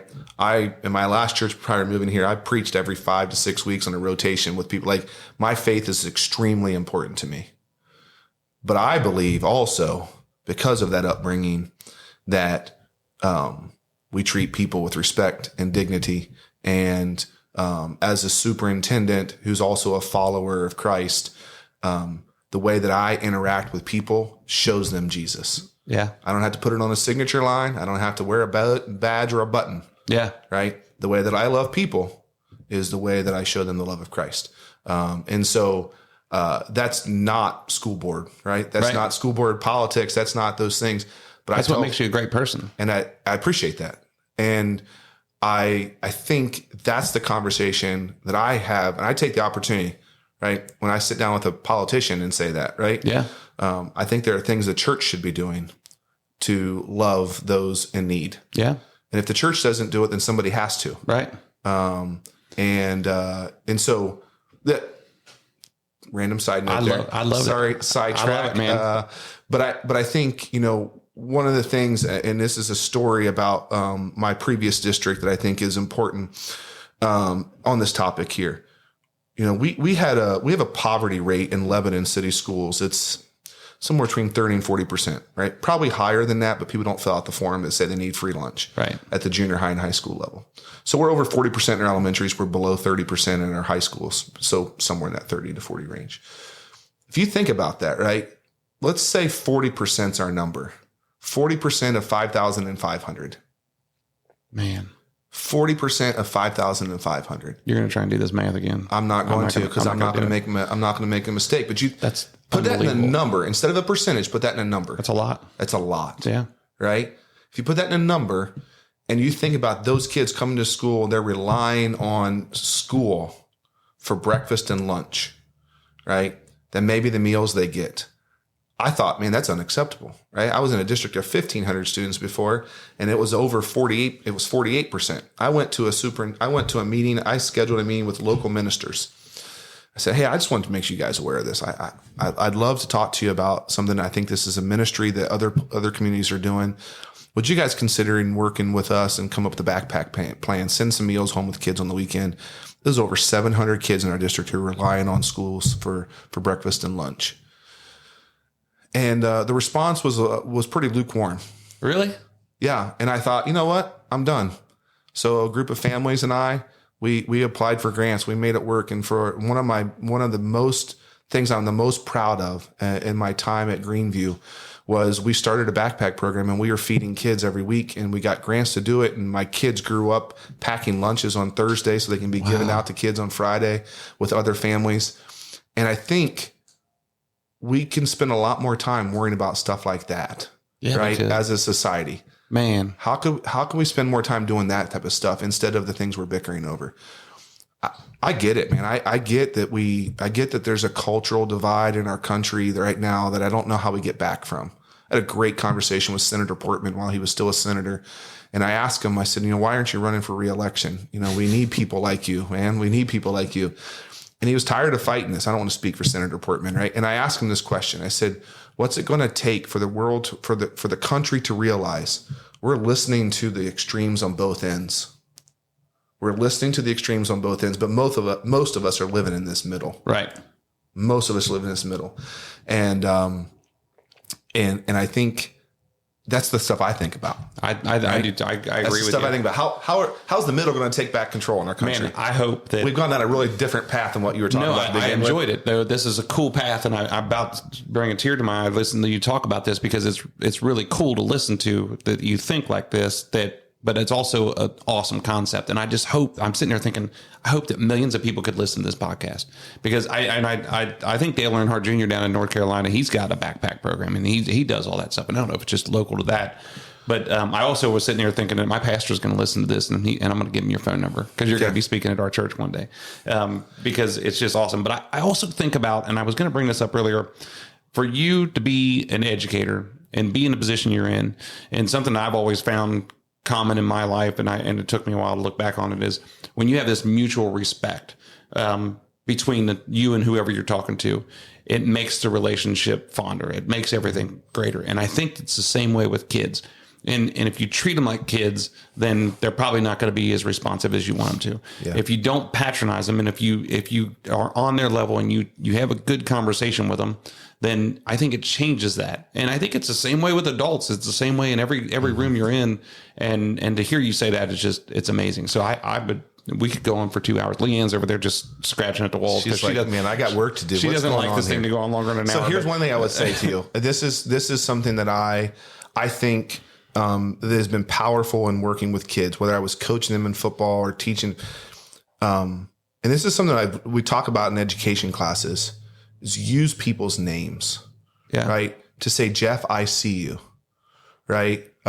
Kids, to use a kid's name and coaching them, like, it's hard, man. I coached junior high football this year because nobody else was available to do it. Right? I know. And it took me a while to learn names because they got helmets on and you can't figure them all out all the time. But when you get to know kids and enough that you're using their names and you're saying, hey, Jeff, do this, right? Hey, Leanne, whatever. You're spending time to get to know them personally. Here's one of the things I think, whether you're building houses, whether you are leading schools, all of these things. One of the things we've talked a lot about at my church, and just it's become really a personal mission for me, is I am here on purpose and for a purpose, right? I'm here on purpose and for a purpose. It is not accidental in my mind that I'm in Lebanon at this time. Yeah. And so what is the purpose that I'm there, right? You're building a house for somebody, and you're in that person's life for 2 to 3 years, however long it takes you to design, build, and hand the keys over to them, right? And that's an opportunity to build a relationship with them, to be purposeful in those interactions. And if we all lived in such a way that we are here on purpose and for a purpose, right? That we're living on mission where we are. My dad's a minister. I could have easily gone into the ministry. I had a grandma. I have a grandma. She's still alive. But grandma, if you're listening, I love you. But I have a grandma. And my grandma said, I was the first Seevers man in 3 generations that didn't go into the ministry. Huh. And she said, we need good Christian men in education. Yeah. Right. And so you're building a house. You're doing it so with a mission of that. And so I think that's how I try to approach coaching kids. That's how I approach interacting with parents. I mean, I got hung up on yesterday. She wasn't happy with me, right? That mom was not happy with me, right? I wasn't going to win her over, but I was going to be respectful. Yeah. Yeah. Listen, ma'am, I'm sorry that we disagree at this point in time, but I look at it, that changes how I respond. Yeah. That changes how I lead. When I look at it that way, instead of it's just a job that I'm doing right now. That's really cool to hear, man. That's really cool to hear. And I don't know. I've enjoyed this I've enjoyed the whole thing, but I enjoyed a lot of it. I have just a bunch of different stuff we could keep talking about, but I think we'd be here all day. I know. We're going to talk about coaching, but we touched on coaching youth sports. I mean, you're great at it and you do such a great job. And I think that you covered such a wide variety, but I think that, one of the things that we should do is let's get into the lightning round of questions. Okay. So lightning round. I'll make it fast. At the end, I don't think we're going to make this fast because I always say it's lightning round. I think it's just the fun questions we can ask at the end of this. But these are just questions that I didn't give you in advance, and I called around and talked to some people that I know who are going to ask you some questions. So, oh man, so I talked to Nathan Shivington, the head varsity basketball coach at Lebanon, and I said, "Give me some questions, man." And he said, "What's your proudest achievement as an athlete?" as an athlete. Junior year of high school, this is going to be, it takes me way back, but junior year of high school, I was a part of a team. I was playing basketball in Angola, Indiana. We made the Elite Eight in the state of Indiana at the time. I was not a star on the team. Going into high school, I thought I was going to be, right? It's one of those things, right? Like I thought I was going to be a star. I was not a star. But I had a really good role that I understood, and I learned that role throughout the year. And so when we started rolling, we started getting things going as a team that year. We had a lot of very talented people. It's because we all sort of understood our role. Yeah. Right. And I was the guy that played defense. I was the guy that rebounded. I was the guy that got the ball in the high post and distributed to people who could score. Yeah. And so my probably proudest moment was playing at Plymouth High School in front of about 6,000 fans in a high school basketball game, playing Plymouth at Plymouth. And there was a kid who was averaging 25 points a game. His name was Joel Grindle. I remember Joel. I held him to less than 10 that night. That was my job, right? That was my job that night. And so I look back at that season and think like that was a team that figured it out. And I'm really proud of that. Actually, one of my teammates is the head coach at Monroe High School, Chad Adolph, the head girls basketball coach at Monroe High School here in the area.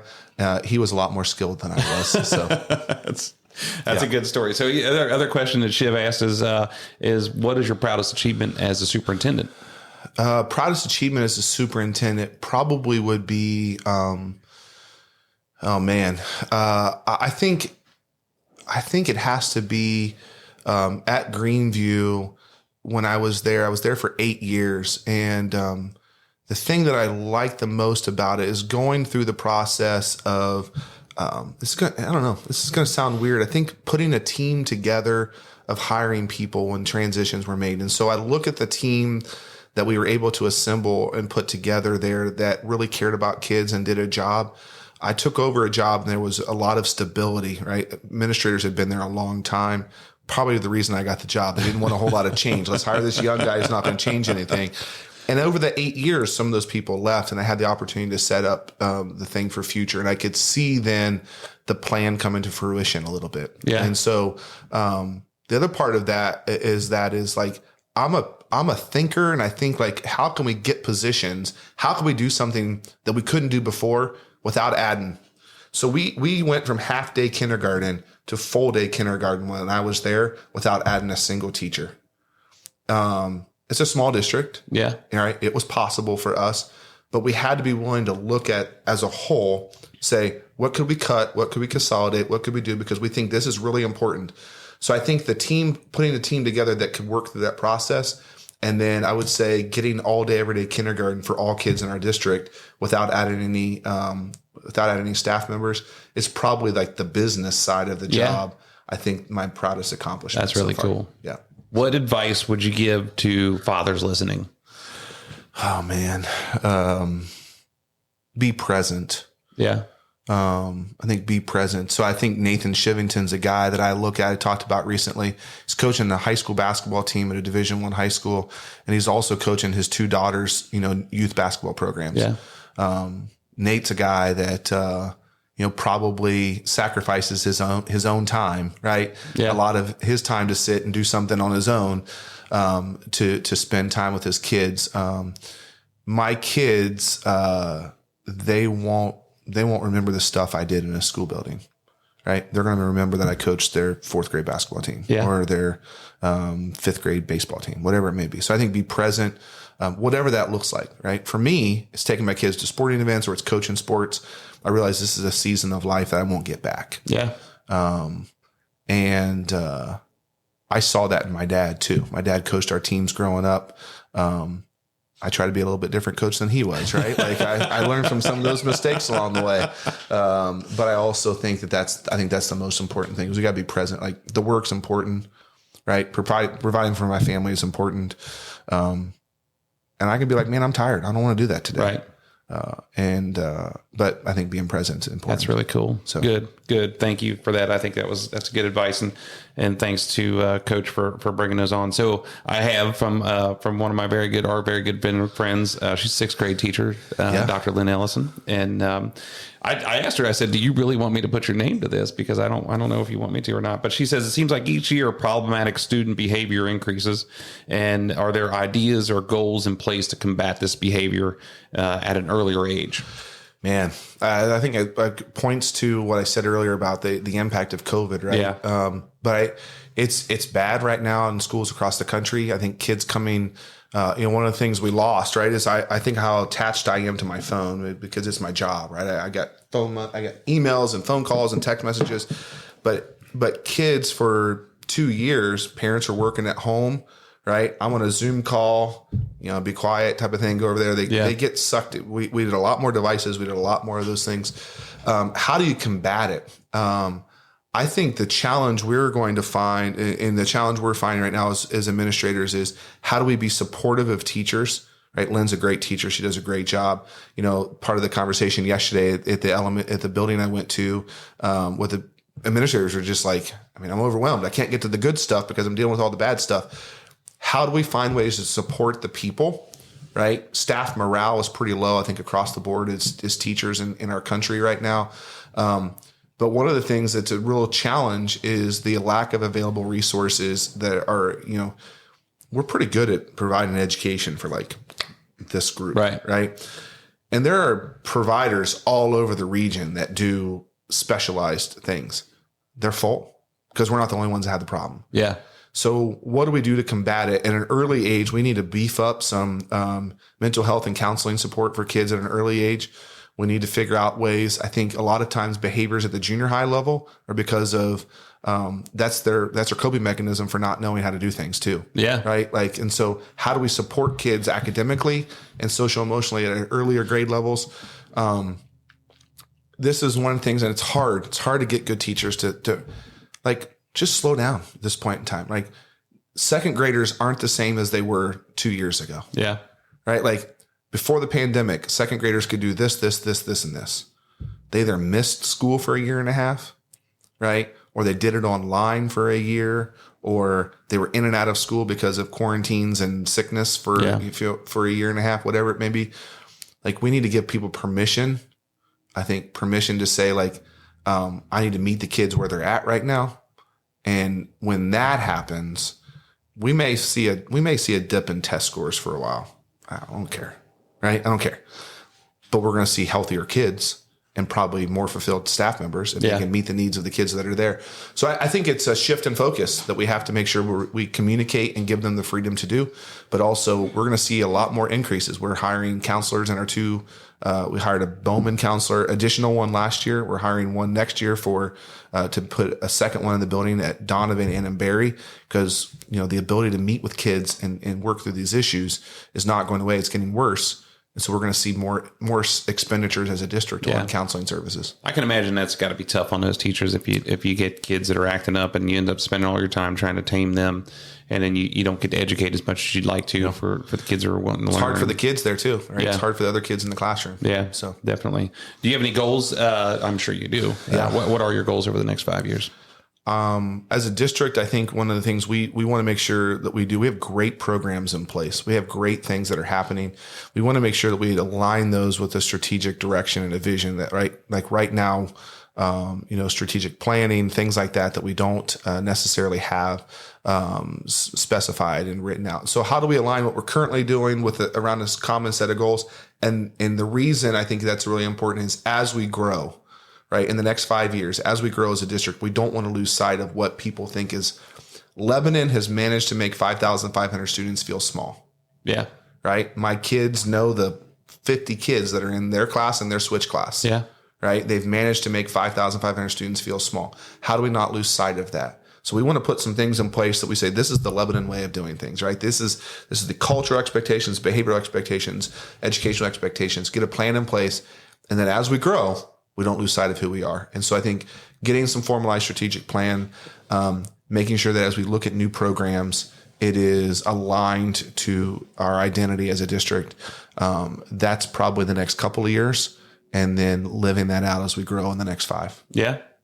All right. So the first lady of Lebanon Schools, She does a great job, by the way. Emily She loves Seevers, that title. just a great person. You know, I mean, you described her, and from what I know of you guys, just unbelievable. But she told me to ask you if you wanted to sing something. Are you a singer? I do like to sing, but I don't know. You don't know if you want to break it out on here or not. I mean, What's your favorite song? what's my favorite song? Yeah, that way I'll save you from having to sing. Save me from you having to sing. I mean, I will say, Jeff, this is a fun story. As a kid, I had a car that the tape got stuck in the tape deck. My Nice. brother was 2 years older than me, and that tape was a gray tape that was the greatest hits of one of the greatest bands of all time, Chicago. Oh my gosh, with Peter Cetera. Oh yeah, absolutely. the original. So we had the greatest hits. So one of my favorite songs is "You're the Inspiration," because that was on replay a lot in my car. So my brother and I, when we get together, we will sing. As a kid growing up, we sang a lot together as a family. Our dad was a minister. I said we sang at church all the time.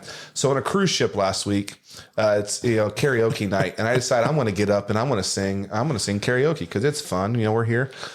So I chose Chicago, and I chose "You're the Inspiration." And then it plays, and I realized that Peter Cetera's voice is very, very high, and they don't tone it down to your pitch. I'm a baritone, and so I sang the first verse and chorus in my falsetto voice, and then the next verse and chorus in my baritone and bass voice. And so, the song is a fun one, but it's, I'll sing you a little ditty here out of that song. And I'll sing it in the range that I probably should sing it. Our love was meant to be the kind of love that lasts forever. Listen to and you. I want you here with me from tonight until the end of time. So, but wow, listen to you, but man. on a cruise ship, that was much higher. It was a much higher. Do you play any instruments? My mom tried to teach us to play the piano as a kid because my mom was a piano player and did lessons. I didn't practice enough because mom was making me do it. So I can pluck away at a piano a little bit. And in junior high, I played the trumpet. But I'd like to figure out something maybe that's a hobby I should pick up, the guitar or something. Well, I'd like to go to karaoke with you sometime because I can't sing and I can't play any instruments, and I'm just enamored with people who can. So, Okay. I think it's pretty Thanks, cool. Emily, for making me sing a song. Thank you, Emily. She also said that you coached the girls' tennis team at some point. So, Yeah. do you play tennis, or do you know anything about tennis? I know a little bit about tennis. Yeah. So here's the fun of you're a fresh teacher straight out of college. You're married, you and your wife are pretty much living the teacher life, right? Like we have no responsibilities in the world. So I coached football because that was my passion. It's what I played. I coached basketball, at a really large high school over there in Indiana. And then comes the spring season. My first year, I coached baseball because I love baseball, coached freshman baseball. Well, I met this math teacher who was a couple years older than me, became a great lifelong friend. His name was Zach. He was a tennis player and he was good at it. And he needed an assistant because his assistant was no longer going to help him. And he's like, "You're an athlete. You can figure it out." And that's how it goes. And so that's how I became a girls tennis coach. I was really good at feeding balls to kids. I would just feed balls to kids, and I had to go buy a racket because I didn't own one. I had to learn some things about different grips of the ball, of the handle of the racket. My coaching philosophy was be an athlete, right? Like move your feet. I could tell you when their feet weren't right. Yeah. Couldn't tell you much more technical beyond that, right? Get your feet in the right position. Yeah. So it was a fun experience for a year. We had a couple girls make it to the state finals that year in doubles. So I was a state finals tennis coach. Hang your hat on that, man. Hang my hat on that. That's pretty cool. Yeah. I could be a bit of a Ted Lasso coach too, when it comes out there. I mean, I don't really know Be a all of the goldfish, stuff that Jeff. Be a goes on. goldfish, Yeah, I'm a man. goldfish, and I could just be inspirational. Yeah. And I have people to help me with all this other stuff. So you're an ordained minister. I didn't know anything of this about you and you've been talking about it all along today. You come from a history of pastors, and so you have you've been on this journey with the Lord for your whole life, right? Yeah. Yeah. So I find it interesting because I've only been here on this journey for about maybe 3 or 4 years. I didn't grow up in church. I didn't go to church, and we found our church here in Westchester at 4C here going up the road, and it's just been so inspirational and so great to put my life in that, I don't know, in that realm, that position, whatever you want to call it, and I guess I focused more on my pastors, who I have really good pastors. I have 2 or 3 of them that are just awesome over there. And they were my inspiration. I was following them, who led me to be on this journey with Jesus. So it was really cool. But all the things you were talking about today with how you treat somebody and how you handle a situation has helped me in that situation too. I don't really have a question here. I just was pointing it out to everybody that you're a really cool cat. I appreciate that, man. So I was not ordained until I was asked to do a wedding. I can talk. I can talk in front of people. I don't get too upset about being on a stage. And my administrative assistant in my last district, they were going to do an outdoor wedding and for her daughter. And so it was, could you do this? I'm like, sure. I mean, I'll have to get an ordination. I got to be able to sign the marriage certificate, And so I went online, found an online thing I can get ordained through. It's pretty easy. It doesn't take a whole lot, quite honestly. I chose what I thought was a reputable one. You can just, sign and give them their $20 and they'll ordain you. But here's the thing I loved about it. I've done 2 weddings now and a funeral. And it was an opportunity to spend time with people at what was some of the most significant moments of their life. Right. Doing some pre-marriage counseling with my wife with 2 young couples and talking about things that were important in our marriage. And it was really helpful for us at that time as well, but also, to check in with him too. Right. And see things along the way. So I've done a couple weddings and a funeral.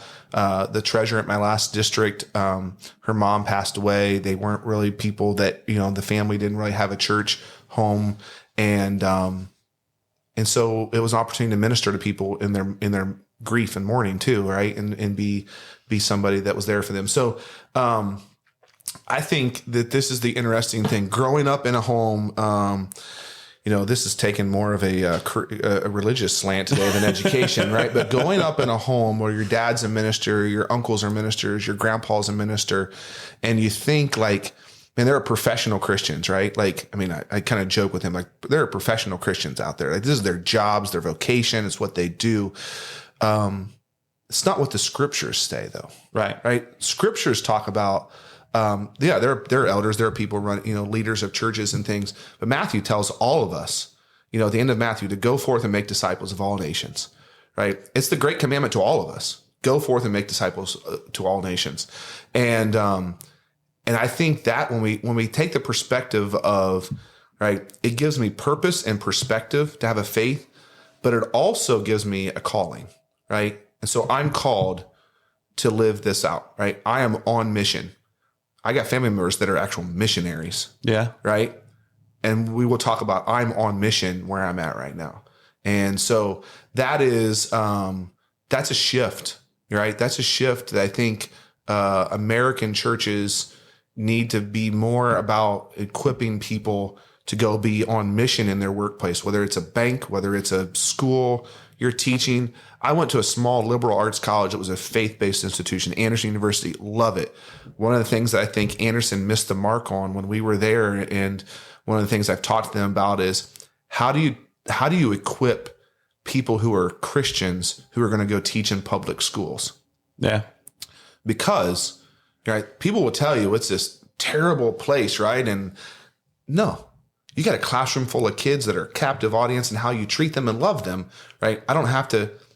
My mom works for schools, and her tagline and her signature on her email, a lot of the times, over the years, has been something like a scripture verse or a little nativity scene around Christmas time. And she works for a place now, and has for a while, that like was really cracking down on her about that. And she was really upset about, like, this is my email. Why can't I have a scripture verse there? I said, well, first of all, it's not your email.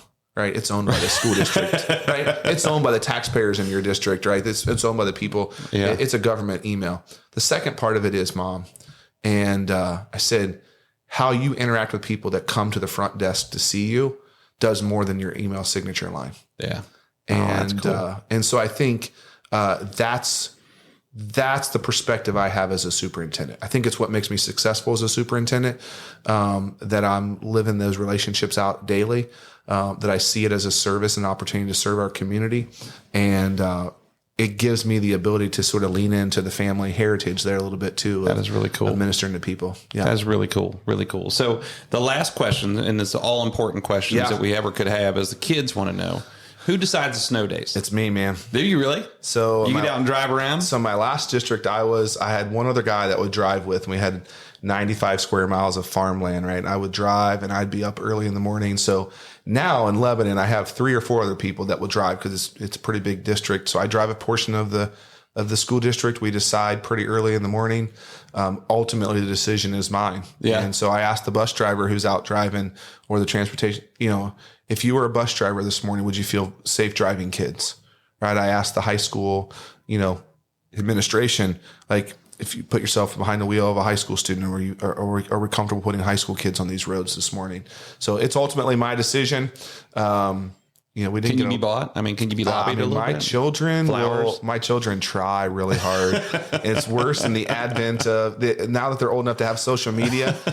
If there was a snowstorm coming this year, their Instagram and awesome. Snapchat pages were blowing up with "Tell your dad we need a snow day tomorrow." So this all happens at 4:30, 5 o'clock in the morning, I'd imagine, right? Yeah, we're up and driving around 4 o'clock. The decision needs to be made by 5 o'clock. Yeah, man. What about when the school year starts? How many days they get for snow days, and then when the school year ends? Is that you as well, or is that the board? So I'm working right now on our calendar for the 2024-2025 school year. I've got a committee that works together, but ultimately I make a recommendation to our board. And, it's shifted in the last 5 years or so. It used to be you had to go to school X number of days, and you had 5 snow days. Once you missed 5, you had to start making them up. Well, now it's based on hours.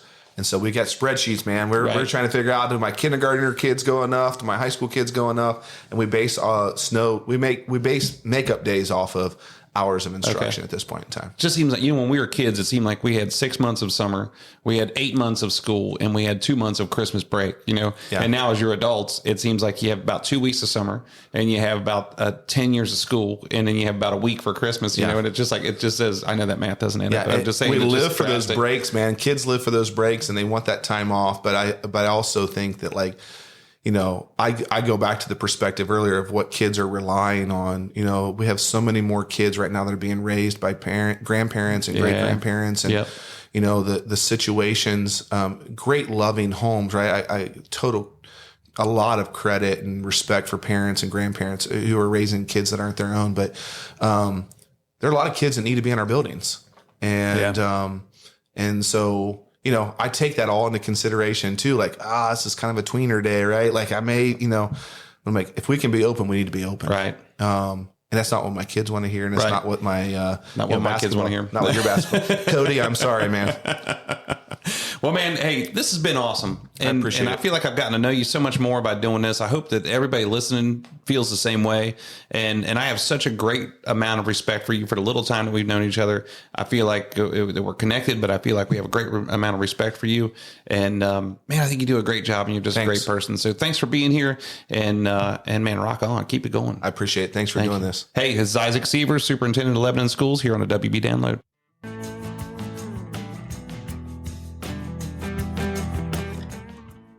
Man, how cool was that? To listen to Isaac talk, and we went on, and I'll tell you what, I just want to leave this as one episode. I wanted to leave it as one episode, and because it was so long, but there was so much good information in here, and to listen to him talk and go through his life, talk about how he's a man of faith, talk about the school system, and talk about the decisions that are made at his level, and think about the amount of pressure and the amount of decisions he has to make and manage on a daily basis is unbelievable to me. As he said, and I think I said it in our intro, he is the youngest superintendent of the state of Ohio, the school system of the state of Ohio. And which is, I always think is pretty cool, because when you're young and you get to do something, it's cool. And when you get older, like I am, then people don't think stuff's cool anymore, but I'm just in awe of him. and he's just such a great person. And I can't wait to call the pastor of our church, Pastor Ben, and say, hey man, I found another speaker for you, because this dude's the real deal. He's going to come out and give us something to talk about. So man, I hope you guys enjoyed this. I hope you enjoyed another episode of the WB Download. Certainly hope you enjoyed Isaac Seevers being on here. Like I said, man, I'm just in awe of him, and I'm just so excited about this interview, because as I was listening to him and going on and throughout this whole thing, even to the point where he was singing. I usually get uncomfortable when dudes sing in front of me, but this is really cool. I just think he's one of the greatest people alive. So I hope you all do too. I hope you listen to it and enjoy it. So man, thanks again. Thank you, Isaac, for being here. Thank you all for listening. The next episode, I'm not sure who the guest is going to be just yet. I have a couple. It might be me, but I have somebody else who's lined up who's pretty cool, and have a couple different people that we want to talk to about it. So to keep you guys interested and keep it going. And I want to remind you, as always, to subscribe to the WB Download on your favorite podcast service. We just switched everything over in our office to Google, so hopefully you subscribe to it from Google or from iHeartRadio or from wherever you get your downloads. And remind you that our episodes come out on the second and fourth Tuesdays of the month. And if you want to be a part of the conversation, send questions, topics, or if you want to be a guest on the download here, email me at wbdownload@wielandbuilders.com. That's wbdownload@wielandbuilders.com. And if you want to see more behind the scenes, I say behind the scenes, if you want to see in front of the scenes, if you want to see pictures, you want to see some awesome stuff about what our company does and how we operate, go to wielandbuilders.com. That's WIELAND builders.com, and check us out and stop in and say hi. Hey, thanks again, everybody, for listening. I appreciate you, and we'll talk to you next time.